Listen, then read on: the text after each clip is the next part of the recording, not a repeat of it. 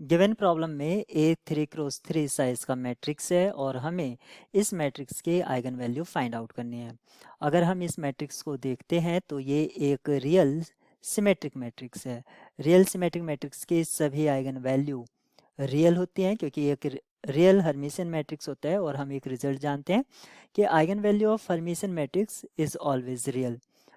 अगर हम इस मैट्रिक्स के नॉन जीरो आइगन वैल्यू की बात करें तो वो रैंक के बराबर होगा, क्योंकि ये भी एक रिजल्ट होता है कि number of non zero eigen value equals to rank of symmetric matrix.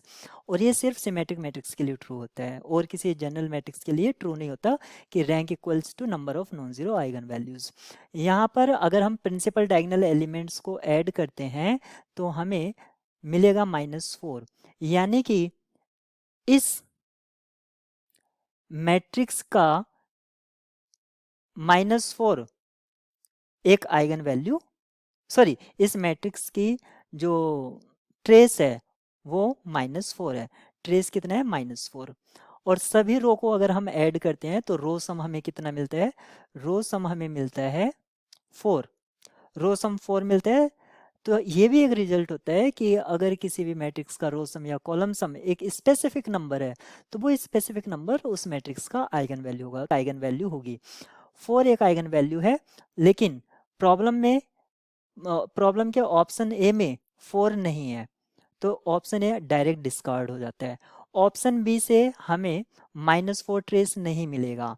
अगर हम ऑप्शन डी को चेक करते हैं कि क्या उससे ट्रेस मिल रहा है, तो 4 - 2 + 2 √7 ये आइगन वैल्यूज होंगी, या फिर 4 - 2 - 2 √7। तो आप देख सकते हैं 2 - 2 √7, यहाँ से ये हमें आइगन वैल्यू मिलेंगी। सॉरी, मैंने गलत कर लिया। हमें जो आइगन वैल्यू है 4 - 2 + 2 √7 और प्लस,